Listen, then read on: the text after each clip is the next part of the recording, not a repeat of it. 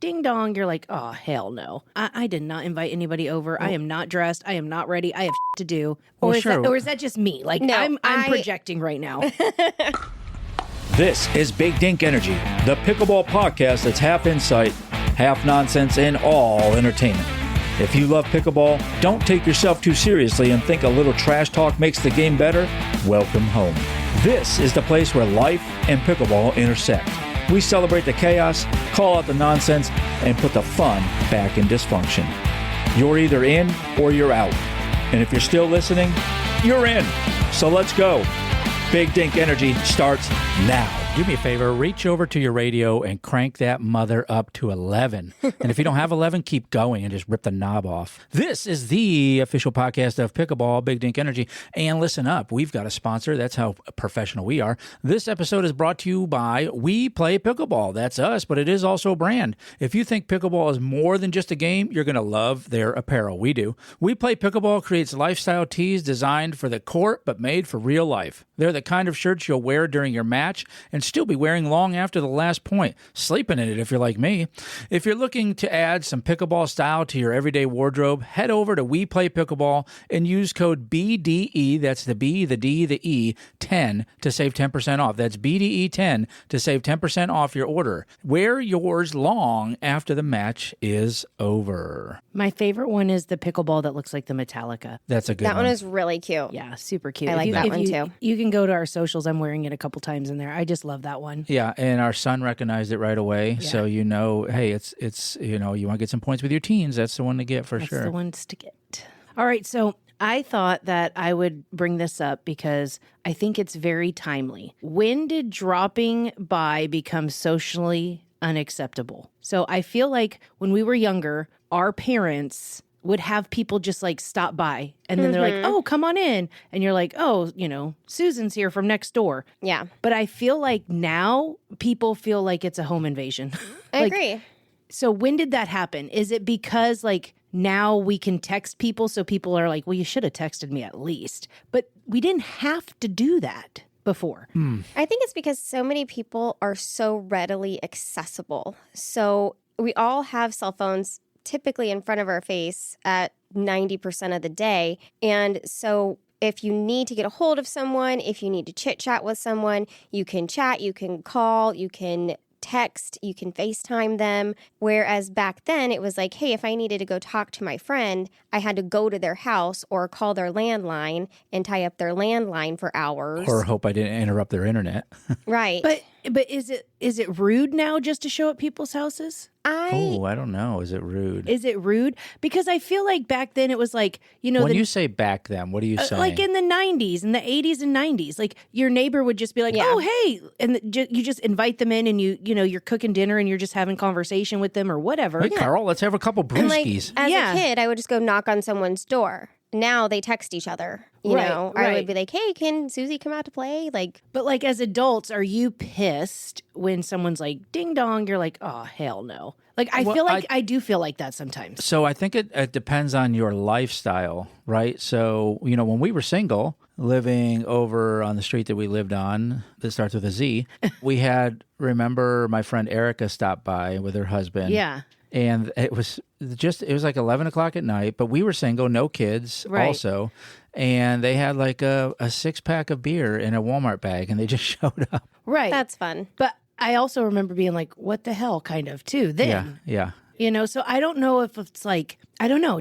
Is it more anxiety than it is company now? Like, do you get anxiety when you hear that doorbell and you're like, I did not invite anybody over. I am not dressed. I am not ready. I have shit to do. Or is that just me? Like, no, I'm projecting right now. I don't like it. One, if somebody shows up to my house and rings my doorbell and I don't know that they're coming, they're going to be met with a gun. Because, you're way out there. You are not invited. You're not. Okay, so you're not on the beaten path. Let's take strangers off the table. Okay.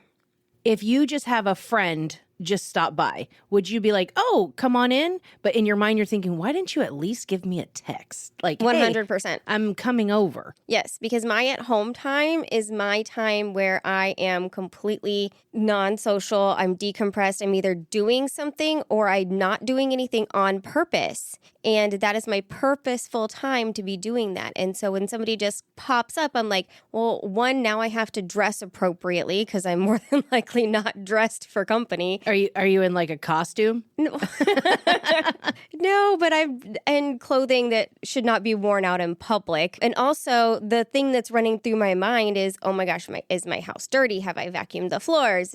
Is the bathroom clean? And I think a lot of that has to do with social media too, because people have put so much like expectations, quote unquote, on social media of what your house should look like at all times. And my house just doesn't. So that leads me to believe that, okay, people were busy before too.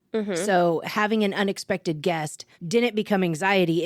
It was like a welcoming, like, oh, let me make you some coffee. We'll sit down and talk. Well, so yeah. I'm thinking that we have just stretched ourselves so damn thin 100%. that when you hear a doorbell, it's like your nervous system is like, what the hell? I have other shit to do. Yes. Okay, that is how I feel. That's how I feel too. But I don't like that feeling. Like I would rather go back where it's like, somebody rings the doorbell and you're calm. You did your work. I mean, now work is all day long, it seems like, especially in our jobs where it's like it never ends.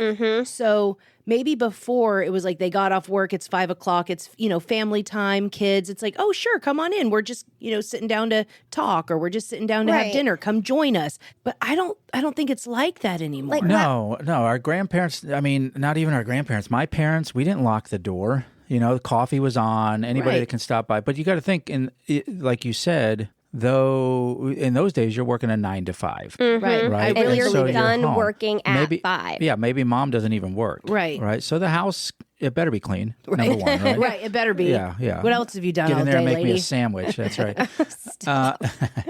But it was a welcoming thing. People came over. We were neighborly. Right. And now it's like inconveniency. Yeah. Right. Yeah.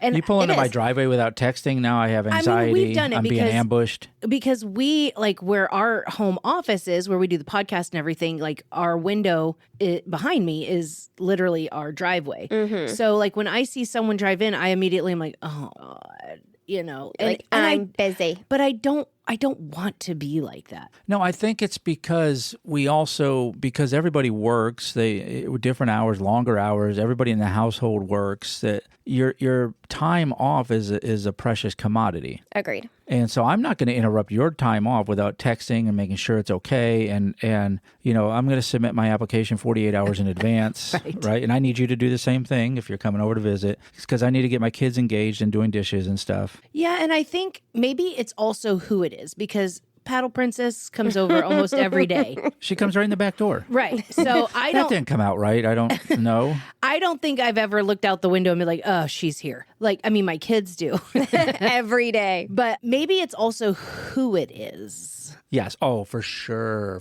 Like, if it's an acquaintance, you're kind of like, well, what the hell? Why are you here? Why are you here? You haven't earned that come and go spot in my life. Right. I definitely see that. But otherwise, it's like, you want to have that life of, engaging with your friends, spending time with your friends and family. And I don't want to look at them as an inconvenience. If someone, arbitrarily just stops by, I want to be able to say, okay, this is more important than some work that I have going on, because the work can wait. Which I understand, but like going back to the 90s and early 2000s, like laptops weren't as prevalent. Like I remember we had one computer. Right. And it was in the computer room in our house. Right. And everybody shared it. So my parents didn't come home and work all hours into the night. They didn't work before they went to work. And now we all have our laptops open constantly. And so I think if somebody were to stop by, it's more of an inconvenience, because if I'm in the middle of like a work project, or if I'm in the middle of something, I want to be present with the person that's in front of me. I'm not going to be, because all I can think about is what I need to get finished. So for me, it's like I would just prefer the courtesy of being able to pre-plan when somebody's coming over so that I can give them my full attention. That's a good point. Because I definitely feel like that. But I also feel like I can't remember the actual name of it. But it's where the span of time your work will fill the span of time that you have. Yeah. Mm-hmm. I don't know why I cannot think of it. Somebody needs to look. We'll get our producer on that. So I feel like the work is never ending. Right. So it doesn't really matter what time you stop by, even if you text me like I have stuff to do. And I don't want to be like that. I'd rather be like, oh, random stop by. Great. Pause and go spend the time, because time is so important. Mm-hmm. And I feel like so many times I've, either told people I can't go do something, or I'm busy, or I'm working. And in retrospect, I look back and I'm like, I don't even remember what I was working on. Right. So I don't know. I'm trying to be a little bit less worky.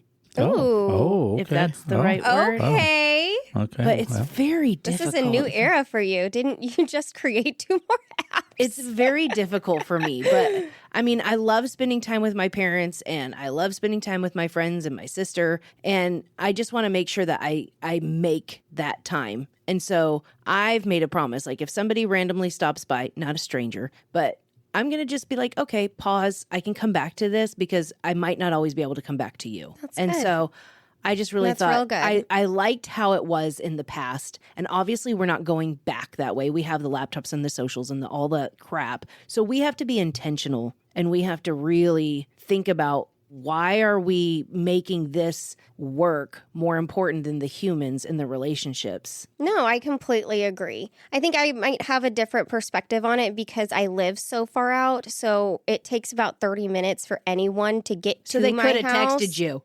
Yeah, they could have texted, they could have called, and it's not going to be, I don't think it's ever happened where someone has just randomly showed up at my Right. house because they had to intentionally. It's not like, oh, I was in the neighborhood, thought I'd stop by and see if you wanted to have a cup of coffee. You did have that, but you had them introduced to the sheriff as well, though. Yeah. But you could, if somebody texted you like, hey, I'm over in your area. Can I stop by? Hey, we can chat for a little bit. You then have that opportunity to be like, no, I'm working. Or stop and pause. Then I and can like, be intentional with my time. Yeah. I like that. I can put on appropriate clothing. Right.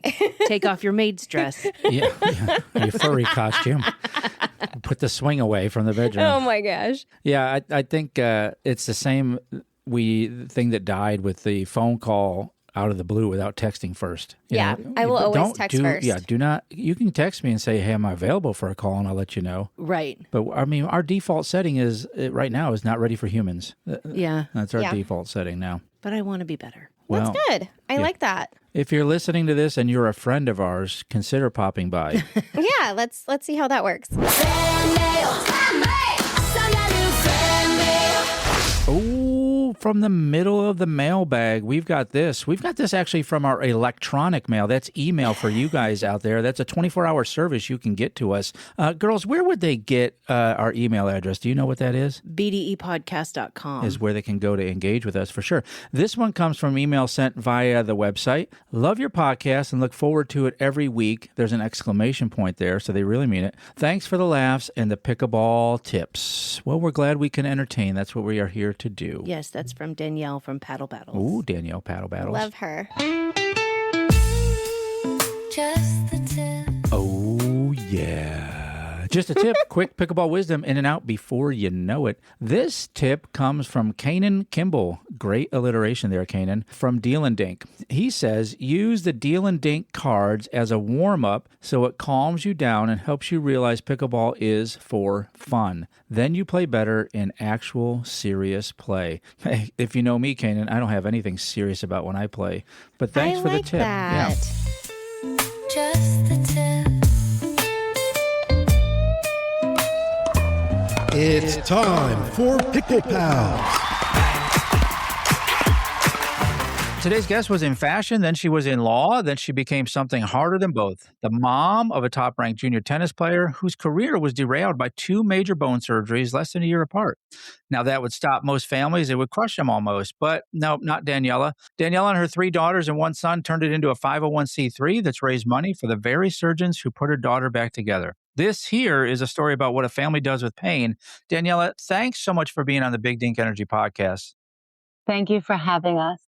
So I love origin stories, right? So let's do the origin story. We've got fashion, we've got law, and those things it could be, worlds apart, but they're part of your story. So tell us about both of those.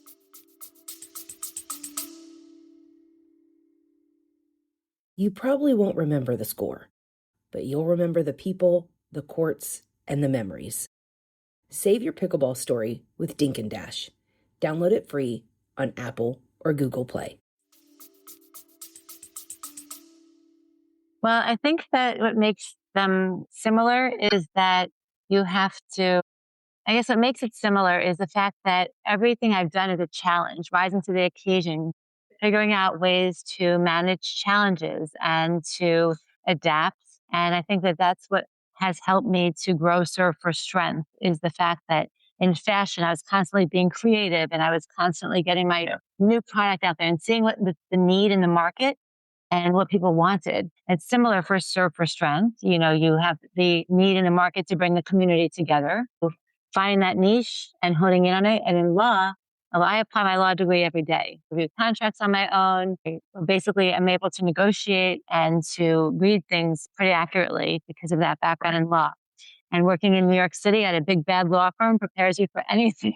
I You can make it in New York City. You can really make it anywhere. Yeah. I think Frank Sinatra really summed that up for us. And just driving in New York City alone is enough to toughen anybody. For sure. I love driving in New York City. I love the challenge. I love to parallel park. Do you know that they don't even have parallel parking on the driver's test anymore? My kids Really? took a driver's test and they're No, taking, I'm sure it's all about double parking and triple parking and figuring that out. How you can block this car in but not block that car in, and how you don't get yelled at the whole time. And how close you should park to get to the pickleball courts in case you're in Florida and it rains. Yeah. So.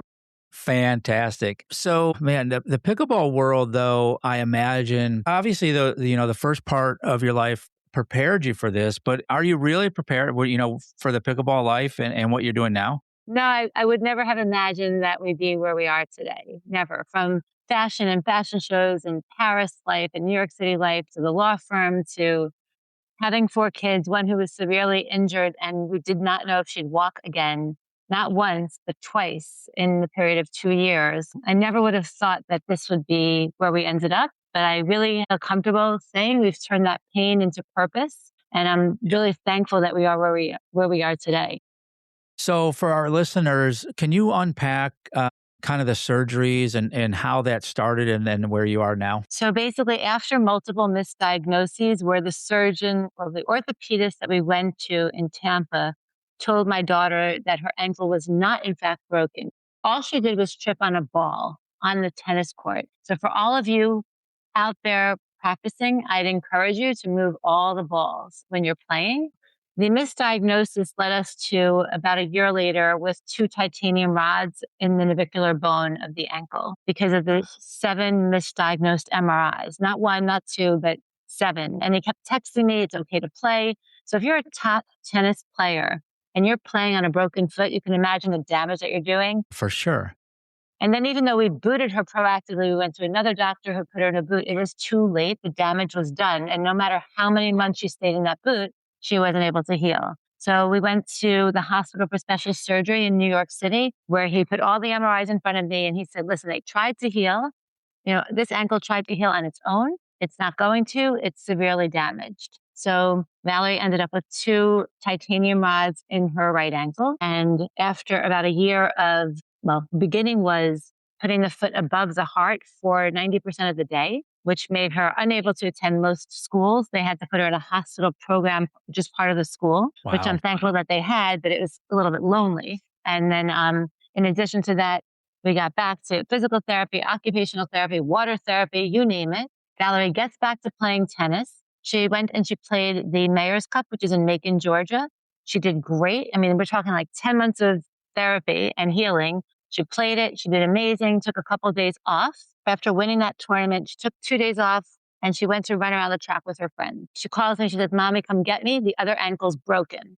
Gosh. I said, no, it can't be. It can't be. It can't be. It's not possible. But it was possible indeed. And she had to go back in after some exams and we needed to get 2 more titanium rods put in the other ankle from the 2 years of compensation. Oh my gosh. Now, listen, being greedy with the MRIs, after your sixth one, do you get a punch card and they just, your next Yeah. one's free or anything like that? Some of them were because we had changed doctors, we were trying to figure out why there was so much pain. But yeah, I would definitely get actually, I don't get a punch card, but I know all the receptionists by heart, their names, their coffee order. We know the doctors, secretaries, coffee orders. Basically, we're in with the medical world right now. Yeah, I can imagine. I can imagine. And I wonder, that's got to be a story for other parents out there too.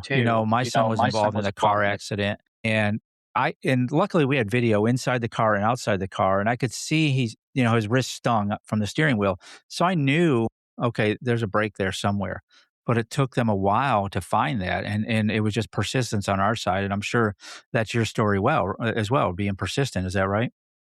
If I wasn't persistent, she would never have had the surgery. We would never have found in the hospital for special surgeries. So I think that as a parent, you do sometimes, unfortunately, you need to question your doctors. Now, even with all that and the adversity going into all the surgeries, and then at some point, does it start becoming clear to you that maybe tennis isn't going to be the path? We were hopeful after the first surgery that we could go back to tennis. But after the second surgery, I had a feeling as a parent that it might be too much, but we still wanted to try. So we did try. She played tennis and pickleball at the same exact time. And it's great because we feel that they kind of, if you can, they really complement each other. So she tried to play both, but her nerves were coming back online because if you think that you have surgery and you're one and done, you're never done. It's going to be months of the nerves coming back online. And so she went to play a tournament, and this is after the second surgery.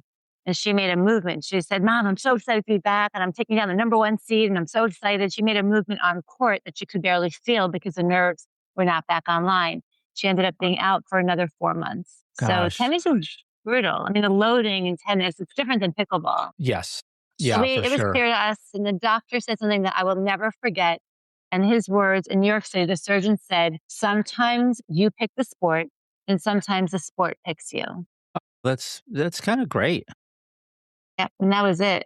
Pickleball picked Valerie and she fell in love. Sure. And so, but all of this, I'm thinking as a parent as well, it's, with the misdiagnosis and the continuous pushing and pushing and pushing to make sure she, gets relief, that's got to make you a little furious. How do you keep the family? Because, I mean, two other girls and a boy, how do you keep the family going through all this? It's been tough. We were all Valerie's nurses when she was undergoing all of that. We would be the ones running the ice baths for her with the pain. But they're super positive, and our deep belief that we're now doing something to help others is what's driving us. I served on the Board of Education in New York for 2 terms, and my family is a service-oriented family. So we've only done community service our whole life. So they love giving back. So I think that that's what saves us. But during that time, it wasn't easy.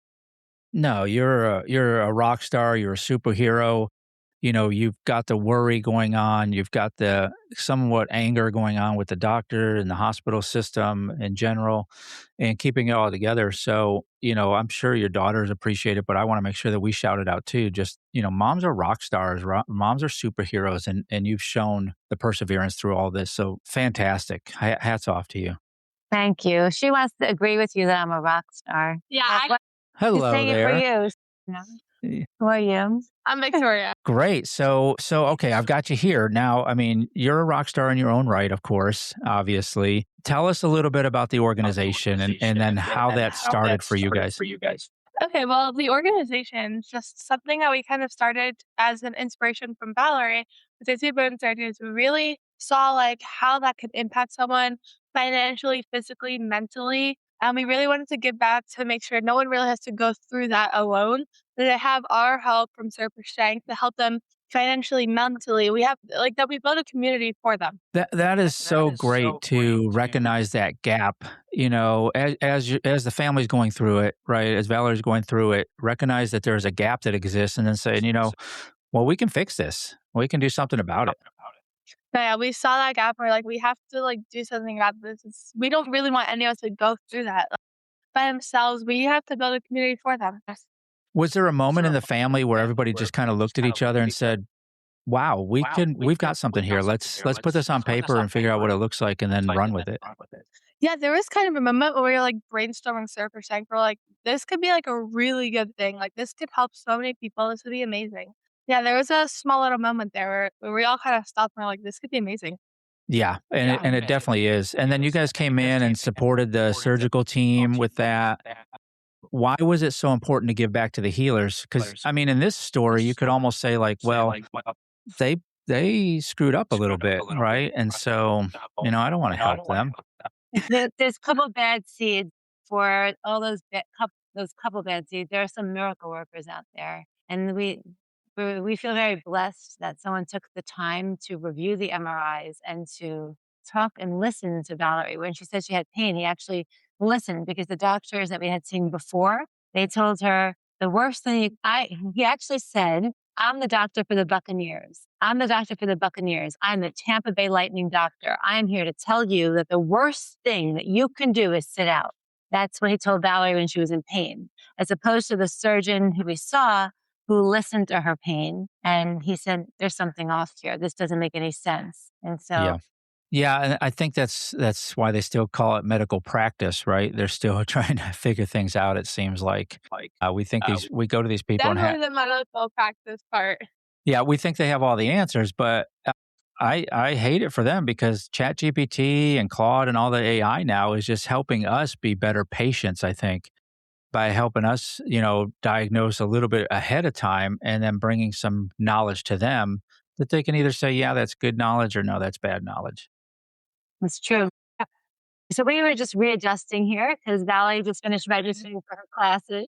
Hi. Oh, look at this! Is what an honor for you guys to be on here and taking your time, because I don't think, as teenagers and young ladies, there's probably nothing else going on in your life, so I'm sure you're just ready to sit down with an old guy and talk on a podcast. No, we love this. This is so cool.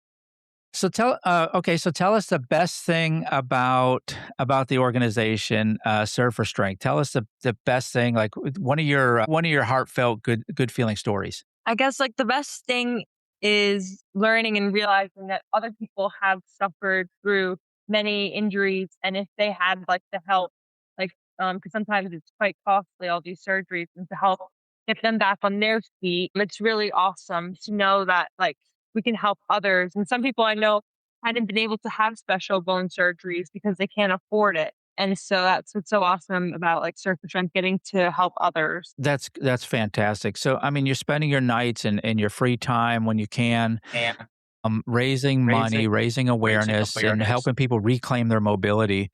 What is that taught you as a family about what matters most?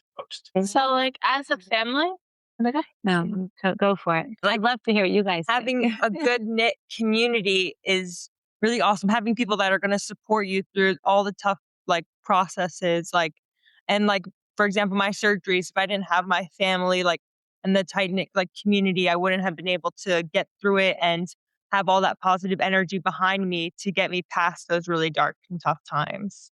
Yeah, I could see that. And then so it So what do makes we it do? easier. It makes it easier, I guess, for you guys to put yourselves in the shoes of people that you're helping with your organization too, then. So that's kind of why we do our community events. Because some people they might not have a tight knit family like how we do. Like I'm very blessed to have my mom, my dad, and my siblings, all of them to really like help us through like any sort of tough times that are going on for Valerie, like her surgeries. That's kind of why we're doing our community events. If people have a community, even though it's not family or blood, it's pickleball. Yeah, we see that. I mean, that's one of the things we illustrate on the podcast a lot, and I hear it in story after story from people, is the community of pickleball. Can you How kind of amazing. tell us the difference between the tennis community and the pickleball community? It's definitely very different. So like the junior tennis community can be very toxic in juniors, but the pickleball community on the other hand, it's so welcoming. I feel like once I entered in, and everyone's like, "Oh, come play with me, come do this." We were very late onto the scene, and they were very accepting, which we had not experienced that in pickleball. In tennis. We had not experienced that in tennis. And pickleball was super welcoming. So it caused us to want to do our community events to have them be focused around pickleball. We have one coming up in a few weeks that we're actually super excited about too, that we're teaming up with the PPA Challenger so that we can reach as many people as possible. That's so But yeah, that's fantastic. community is the biggest difference between Very different. tennis and pickle, right? How would you say? Yeah, pickleball is almost like a family community, and people are more welcoming, as they said, and just nicer in a lot of ways. Nicer. Yeah, for sure. And less grass courts, though, right? Yeah, less grass, less clay for sure, and always better on the indoor side, especially in summer. So, we've experienced that too. And the only other thing I can equate it to, and I'm guessing you guys aren't Harley riders, but the people in the motorcycle community are the same way. It doesn't matter what bike you're on. We all come around each other and we support each other. You're not going to be broken down on the side of the road without someone stopping right away on a motorcycle To and help helping you. you. Well, Yeah, they're and- still in high school, so they're not bike riders. And if they are, their mom's going to have some words about that in high school. But how cool would that be to pull up to the school on a Harley, though, right? You and I are going to have some words afterwards. This is such a heartfelt story. How can people get involved with this? I know our listeners. We got a ton of great people out there. How can they get involved with what you guys are doing with Serve for Strength? Like our listeners involved. The website, I think. Yeah, how can our listeners on the Big Dink Energy podcast? How can they get involved with you guys? Should be amazing. Yeah, so our website, surfforstrength.org, has all our events, our backstory. It has a donate page. It has all of our backstory. Yes. Okay. And we try to put all the upcoming events on our website. We also have an Instagram, which is Serve for Strength. And if they visit that, we're the ones who answer if you DM us. But the best that they could do would be to check out our website, see if there's an event near them, or if they want to bring us to an event, or if they want to donate, sponsor, or just tell us their story, because we're starting a section. What's that section Called called? Stories of Strength, where we for other people's stories of what they went through and how now they're playing pickleball. And so just to raise awareness. Or any sport. Or any sport, honestly. That's so great. I've been in the military and law enforcement, and we are getting better at that side of things, of putting our arms around each other. But pickleball has been the great thing where I show up to a court, and it doesn't matter what attitude or feelings I have that day. I'm going to feel good walking away from it. And I can only imagine people in your situation that just love your organization because you put your arms around them virtually and you say, hey, we're going to carry you through this. It's going to be okay. You're going to come out on the other side better than ever. So I absolutely love that. Thank you. It's really fun because they do clinics working with people of all ages, host, not just clinics, but also challenger courts. What we'll do is we have the girls will rotate on open play courts. So just get to play with so many people. And it doesn't matter your age, your ability, you get to play. Anything like that. Yeah, spread the love of pickleball. That's right. Bring us to a club near you. Yeah, absolutely. And girls, are you really good at your autographs now? I imagine you get recognized out in public and you're just I've signing mastered it. autographs. Sometimes after someone asked me for my first autograph, I'm like, I don't know this. But really that night, I was like, I gotta practice mine. There you go. She literally turns to her mom. She goes, Mom, what do I do? The first time someone came up to us and came up to her. And I said, you just sign your name. And so now they have it mastered. It's a little cute. I think hers has a heart, right? Yeah. That's awesome. And it's got to be hard signing a pickleball by itself on the round surface and all that. Yeah, you gotta avoid all the holes and everything. I mean, It's like it's art. Yeah, people don't understand the challenges you face with this celebrity. I know, right? Everyone's like, you're a pro, you got this. I'm like, guys, there's little complications here. Yeah, maybe you should do a little mini class on how to be a celebrity in the pickleball world. That would be so cool. That would be great content on all your social media for sure. Yes. Well, so what is next? Is there something like a secret coming up or behind the curtains that you can share with our listeners that is an exclusive we're going to break here? Or what's in the next 1 year, 2 year horizon for you? I think teaming up with the PPA Challenger is for us an amazing accomplishment. We're super excited about that. And that's our newest Dink. That's coming up at the end of the month. August 27th, we're teaming up with the PPA Challenger, and we're going to host an event in Atlanta at Let's Go Pickleball, August 27th. I'm repeating the date, just so people know. Yeah, absolutely. No, that's people have to hear it twice or 3 times before they pick it up in their brain. And it's for every level, right? Yeah, so we're doing, so it's a money ball for every level. So we're doing 3-0, 3-5, 4-0, 4-5. Yeah, And then the 4-5 plus. So it's amateur to pro. So They nothing for even me. signed contracted players can play it because it's a PPA sanctioned event. So that's what's really cool. When are we going to see you and ALW face off? You can actually watch our match. We actually did just play them, not like just, but it was in February. In Okay. March at Cape Coral, and we hope to play them again soon. That was our second time playing them. So Wow. we're going to do even better this time, maybe score more than 1 point. Yeah, she's a beast out there on the court for sure. For sure. But it sounds like the event doesn't have anything for me because I'm a solid 1.5.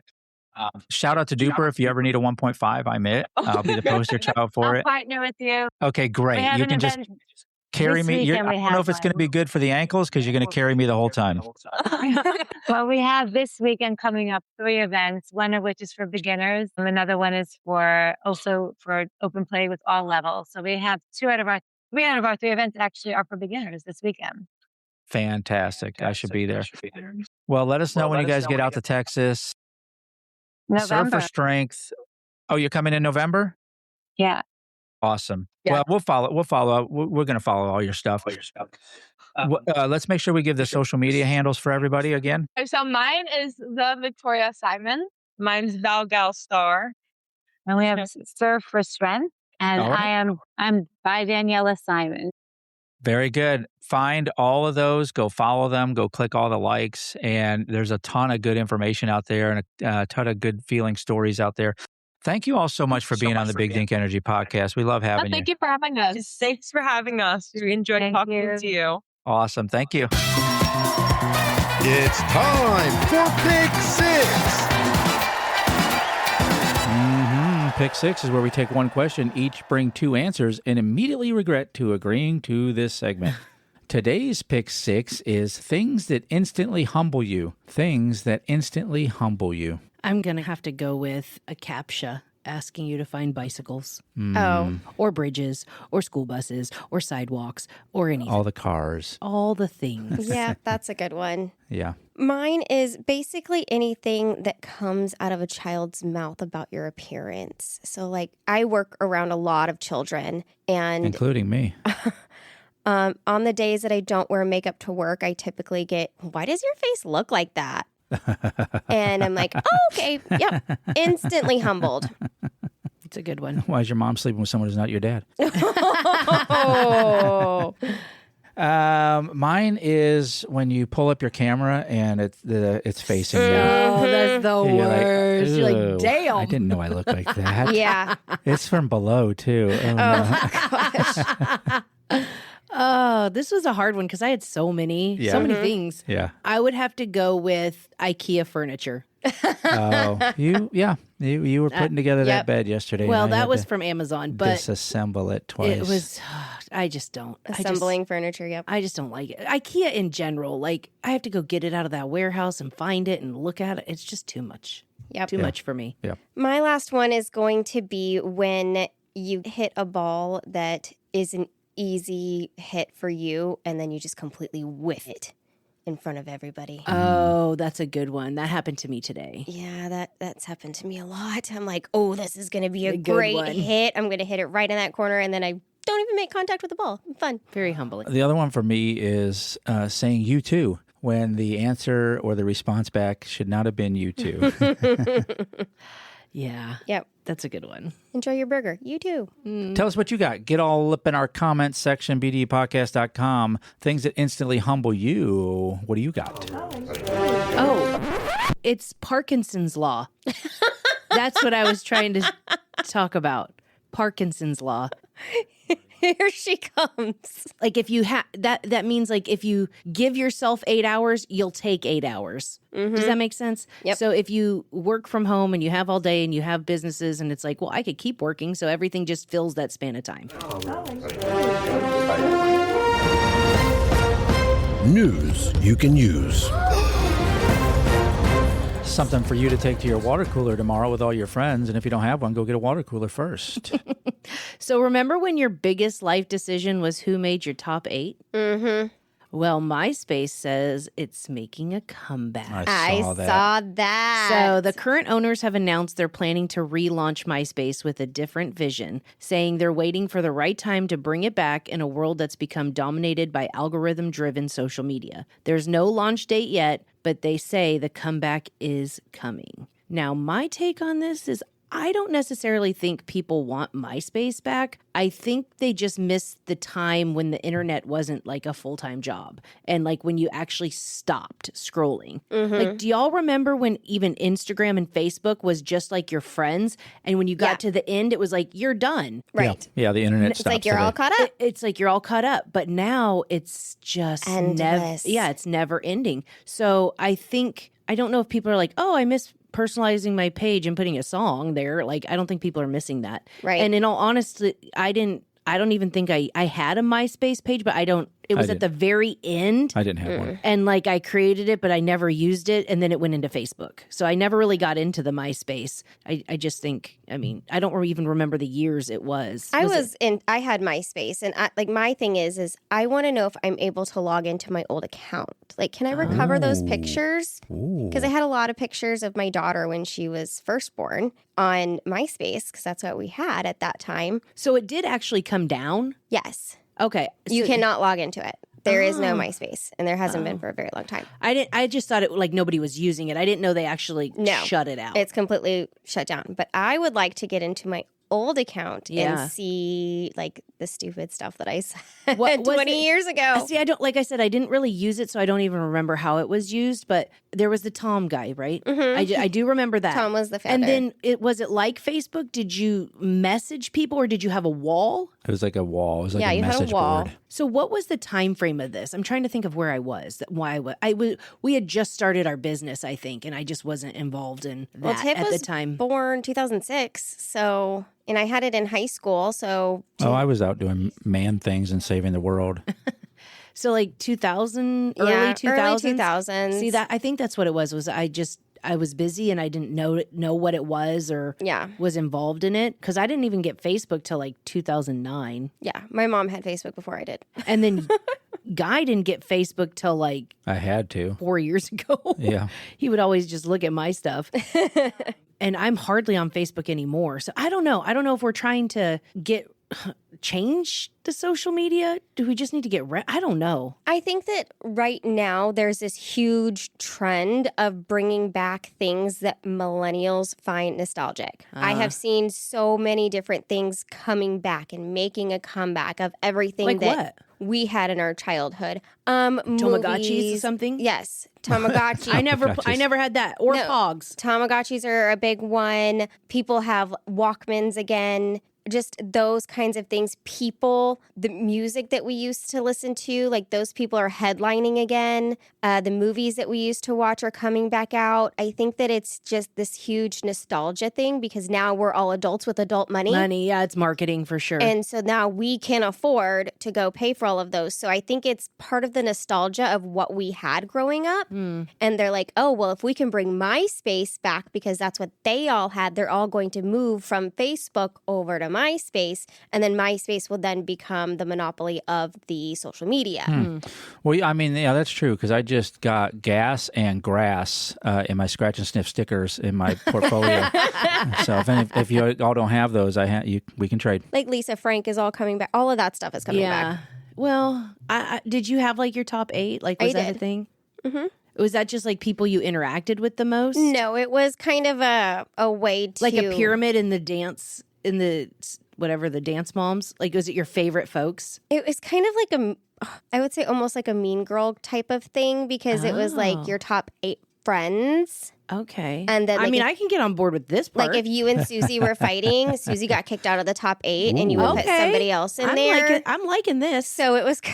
So it's passive aggressive for sure. It's passive aggressive and petty, 100%. Sign me up for MySpace. And you let people know I like cats with lasers and sparkly backgrounds. Yes. Yeah, I do remember this. Like, I wish I would have done more because I think I did it like right when Facebook was coming. So I didn't even get to play in it. I wish I would have now because it sounds like it'd be awesome. Yeah, it was. Yeah, We'll I see can't- how it is I do when it remember comes the back music. out. I do remember the music because I remember like people would go on MySpace and then all of a sudden this music would play and it's like, we know you're on MySpace because Yeah. the page would just automatically play whatever song, I guess. That's a little annoying. But Yeah, MIDI files. yeah. Can't wait for LimeWire. Napster. That's it for this episode. Unless you've got something to say, think we got it wrong, have a better take, we want to hear it. Find us at bdepodcast.com or at BDE Podcast on the socials. Drop us a message. We might just feature you in the next episode. If you had a good time, well, samesies. If not, maybe try again. We grow on people. So you know the deal. Follow the show, tell a friend, and leave us a review. Or just pretend this never happened. Until next time, keep the dink soft and the energy big.